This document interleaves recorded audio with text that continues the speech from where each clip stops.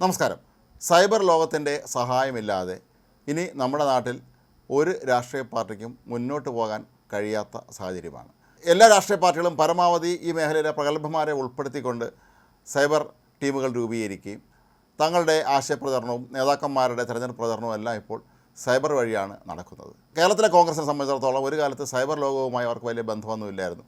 പല നേതാക്കന്മാരും അവരവരുടെ പേരിൽ ചില ഫേസ്ബുക്ക് പോസ്റ്റുകളും മറ്റും ചെയ്യുന്നതല്ലാതെ അതല്ലെങ്കിൽ അതിനെ ആളിനെ ഏർപ്പാടാക്കുന്നതല്ലാതെ പാർട്ടിക്ക് വേണ്ടി കാര്യമായ രീതിയിലൊന്നും തന്നെ സൈബർ ലോകത്ത് അവർ ചെയ്യുന്നുണ്ടായിരുന്നില്ല. എന്നാൽ പിന്നീടാണ് VT ബലറാമിനെ ഇതിൻ്റെ ചുമതല ഏൽപ്പിച്ചതോടുകൂടിയാണ് ഈ ഒരു മേഖലയിൽ കോൺഗ്രസിനും അവരുടെ സജീവ സാന്നിധ്യം ഉറപ്പിക്കാൻ കഴിഞ്ഞത്. എന്നാൽ പിന്നീട് ചില വിവാദങ്ങളെ തുടർന്ന് VT ബലറാം ആ സൈബർ ചുമതലയിൽ നിന്ന് ഒഴിയുകയായിരുന്നു, അദ്ദേഹത്തെ മാറ്റുകയായിരുന്നു എന്നും പറയപ്പെടുന്നത്. പകരമാണ് ഹൈബി ഈഡൻ MP ചുമതല ഏൽപ്പിച്ചത്. ഇപ്പോൾ പുറത്തു വരുന്ന വാർത്ത ഹൈബി ഈഡനും ഇപ്പോൾ ഈ ചുമതല ഒഴിയുകയാണ് എന്നാണ്.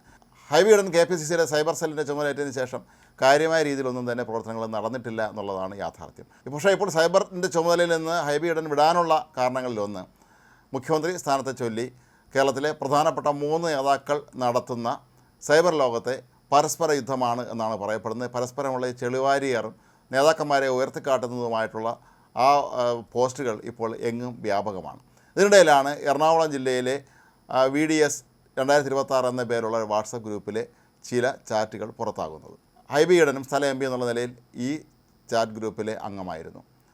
ഇത് പ്രധാനമായും സതീശൻ വിരുദ്ധ നേതാക്കന്മാരെ ഒറ്റപ്പെടുത്താനും അവരെ ആക്രമിക്കാനുമുള്ള ഒരു ഉപാധിയായി ഈ വാട്സപ്പ് ഗ്രൂപ്പ് ഉപയോഗിച്ചു എന്നാണ്. എന്നാൽ കഴിഞ്ഞ ദിവസങ്ങളിൽ ഈ വാട്സപ്പ് ഗ്രൂപ്പിൻ്റെ പല ചാറ്റുകളും പുറത്താവുകയും അല്ലെങ്കിൽ ഓഡിയോയും പുറത്താവുകയും ഇതെല്ലാം തന്നെ VD സതീശനെ പരമാവധി ഉയർത്തിക്കാട്ടാനും പാർട്ടിക്കുള്ളിലെ തങ്ങളുടെ എതിരാളികളെ പരമാവധി അവഹേളിക്കാനുമുള്ള ഒരു ശ്രമമായി ഇത് ഉപയോഗിച്ചു എന്നുള്ള വാർത്തകൾ പുറത്തു വരുന്നത്. ഇത് കോൺഗ്രസിനെ സംബന്ധിച്ചിടത്തോളം വലിയ തോതിലുള്ള തിരിച്ചടിയായി മാറിയിരുന്നു. VD സതീശനും ഇത് വലിയൊരു നാണക്കേടായി മാറുകയായിരുന്നു. എറണാകുളം ജില്ലയിലെ റോജി M ജോൺ ഉൾപ്പെടെയുള്ള VD സതീശൻ്റെ ഗ്രൂപ്പിനെതിരെ പ്രവർത്തിക്കുന്ന ആളുകളെയൊക്കെ തന്നെ ഒതുക്കാനുള്ള നിർദ്ദേശങ്ങളും ആഹ്വാനങ്ങളുമൊക്കെ ഈ വാട്സപ്പ് ഗ്രൂപ്പിൽ വളരെ വ്യാപകമായി തന്നെയാണ് ഉണ്ടായിരുന്നത്. ഇതിൽ ഹൈബി ഈഡൻ അറിഞ്ഞോ അറിയാതെയോ ഈ ടീമിൽ അംഗമായിരുന്നു. അതുകൊണ്ട് തന്നെയായിരിക്കും അതിൻ്റെ ധാർമ്മിക ഉത്തരവാദിത്തം കൂടി ഏറ്റെടുത്തായിരിക്കാം ഒരുപക്ഷെ ഇതിൽ നിന്ന് തൽക്കാലത്തേക്ക് തടി ഊരാനായി ഹൈബി ഈഡൻ തീരുമാനിച്ചിട്ടുള്ളത്. രാജിക്കത്ത് കൊടുത്തു എന്നാണ് പറയപ്പെടുന്നത്. എന്നാൽ KPCC ആകട്ടെ ഇപ്പോൾ വോട്ടെണ്ണലിന് ദിവസങ്ങൾ മാത്രം ബാക്കി നിൽക്കെ ഇപ്പോൾ ഇത് സ്വീകരിച്ചിട്ടില്ല എന്നും പറയുന്നുണ്ട്. ഏതായാലും ഈ സൈബർ യുദ്ധം കോൺഗ്രസിനെ സംബന്ധിച്ചിടത്തോളം വലിയൊരു മാനക്കേടായി മാറിയിട്ടുണ്ട് എന്നുള്ളതാണ് വാസ്തവം. റോജി M ജോണിനെ സോഷ്യൽ മീഡിയയിൽ ഒന്ന് കൈകാര്യം ചെയ്യാനും പരമാവധി അവഹേളിക്കാനുമൊക്കെ ഈ ഗ്രൂപ്പിലെ പ്രധാനപ്പെട്ട ഒരു സ്ട്രാറ്റജിസ്റ്റ് നിർദ്ദേശം നൽകുന്നതിൻ്റെയൊക്കെ തന്നെ സ്ക്രീൻഷോട്ടുകളും മറ്റും പുറത്തു വന്നിരുന്നു. അപ്പോൾ ഈ ഒരു സന്ദർഭത്തിൽ കോൺഗ്രസിനെ സംബന്ധിച്ചിടത്തോളം വെളുക്കാൻ തെച്ചത് പാണ്ടായി എന്ന അവസ്ഥയിലാണ് ഇപ്പോൾ അവർക്ക് സൈബർ ഗ്രൂപ്പ് കൊണ്ട് ഉണ്ടായിട്ടുള്ള ഏറ്റവും വലിയ വിപത്ത്. നേരത്തെ സൈബർ ലോകത്ത് അപ്രസക്തരായിരുന്ന കോൺഗ്രസ് പിന്നീട് സൈബർ രംഗത്ത് അവർ ഒരുപാട് കാര്യങ്ങൾ ചെയ്തതിൻ്റെ ഒക്കെ തന്നെ വലിയൊരു തിരിച്ചടിയായിട്ട് വേണം ഇതിനെ കരുതാൻ. കാരണം VT ബലറാം ഉണ്ടായിരുന്ന കാലത്ത് അദ്ദേഹം കൃത്യമായി കാര്യങ്ങൾ നോക്കുന്നുണ്ടായിരുന്നു. VT ബലറാം അറിയാതെ ഒരു പോസ്റ്റ് പോലും പുറത്തു പോവുകയില്ലാത്ത അവസ്ഥയിലാണ് ഉണ്ടായിരുന്നത്. ഒരു പക്ഷേ പല കോൺഗ്രസ് നേതാക്കളെ സംബന്ധിച്ചിടത്തോളം അവർക്ക് ഈ സൈബർ ലോകത്തെക്കുറിച്ച് അല്ലെങ്കിൽ ഈ ഒരു മേഖലയെക്കുറിച്ച് വ്യക്തമായ ധാരണ ഉണ്ടോ എന്ന് പലർക്കും സംശയമാണ്. ഇത് ആരെങ്കിലും ഏൽപ്പിച്ചിട്ടാണ് ഇവർ പലപ്പോഴും ഇതൊക്കെ തന്നെ ചെയ്യിക്കുന്നത്. അവരാകട്ടെ പലപ്പോഴും നേതാവിനോട് ചോദിക്കുകയോ ചർച്ച ചെയ്യുകയോ ചെയ്യാതെയായിരിക്കും പോസ്റ്റുകൾ ഇടുന്നത്.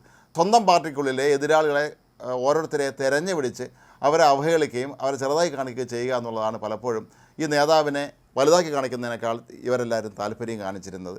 പുതിയ തലമുറയിൽപ്പെട്ടവരാണ്. അവർക്ക് വേണ്ടത്ര രാഷ്ട്രീയ ബോധമോ ചരിത്രബോധമോ ഒന്നും ഇല്ലാതെ തന്നെ നേതാവ് വരെ നേതാവല്ലാത്ത ആളാരുടെ ഇവരുടെ സ്വാധീനം എന്താണെന്നും തന്നെ മനസ്സിലാക്കാതെ വ്യാപകമായി ആക്രമിക്കാൻ ഇറങ്ങിയതാണ് ഇത്തരത്തിലുള്ള വലിയ തിരിച്ചടിക്ക് കാരണമായി മാറിയത് എന്നാണ് പറയപ്പെടുന്നത്. ഈ എറണാകുളത്തെ ഈ ഒരു VDS 2026 എന്നുള്ള വാട്സപ്പ് ഗ്രൂപ്പിൽ തന്നെ മുൻ KPCC അധ്യക്ഷൻ K സുധാകരനെ KC വേണുഗോപാലിനെയൊക്കെ തന്നെ വളരെ മോശമായ ഭാഷയിലാണ് വിമർശിക്കുന്നത്.